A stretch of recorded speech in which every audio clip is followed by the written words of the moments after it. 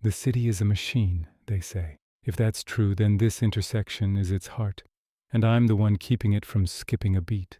It's 4:59 in the morning. Rain hammers the asphalt, a steady drum against the low rumble of idling engines.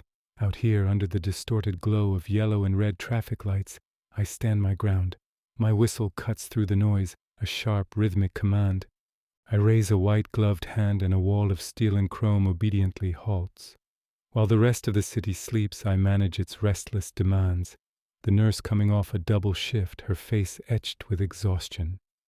The trucker carrying tomorrow's bread, his eyes fixed on the long road ahead.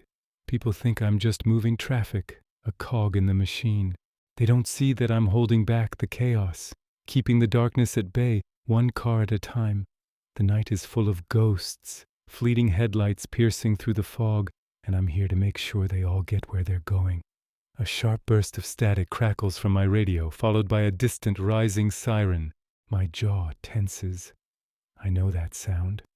It's the sound of trouble, the sound of the night trying to claim another victim. My eyes scan the northbound lane. There, a vintage midnight blue Mustang, speeding toward the intersection like a bullet. Its tires are hydroplaning, skipping across the pools of standing water. I've seen this before. 20 years ago, on Route 44. The rain was just like this, relentless. A heavy curtain obscuring the end of the world. It's a memory that plays on a loop, grainy and distorted like an old film. A wreck on the side of the road. A faded photograph of a woman and a young girl. My wife, Sarah. My daughter, Emily. The road took them. It took and it took until there was nothing left but this goddamn badge and a cup of cold coffee. It's a debt I can never repay, a ghost that follows me through every shift, every downpour. That's why I'm here. That's why I can't look away. The screech of tires on wet pavement tears through the air, a high-pitched, terrifying scream of metal and rubber losing control. The Mustang is completely sideways, sliding uncontrollably, heading straight for a city bus filled with early morning commuters. Time slows down. I see the faces in the bus window, their morning routines about to be shattered. I could jump out of the way. Self-preservation. That's what they teach you. But I don't move. I can't. Instead, I step directly into its path, my whistle blowing a frantic, piercing rhythm, a desperate prayer against the coming impact. Not today, not on my beat. My hands move on instinct, a frantic ballet of direction. One hand signals the bus driver, a silent, urgent plea to swerve. My other hand points the out-of-control Mustang toward an empty construction buffer, a line of bright orange barrels waiting like silent sentinels. The Mustang clips them, the heavy thump echoing through the intersection as it spins, finally coming to a halt just inches from where I stand. And then, a sudden, eerie silence, broken only by the steady, indifferent rain. For a moment I just stand there, the adrenaline of fire in my veins. My hands are trembling, but I force them steady, pulling on the professional mask I've worn for decades.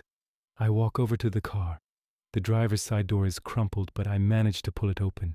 Inside, a young woman is gasping for air, her knuckles white as she clutches a small teddy bear. The same bear, the same one from the faded photograph, the one Emily held so tight.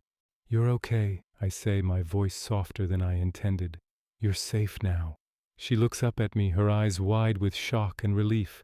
For a split second, the light from the diner across the street catches her face, and in that flash she looks like Sarah.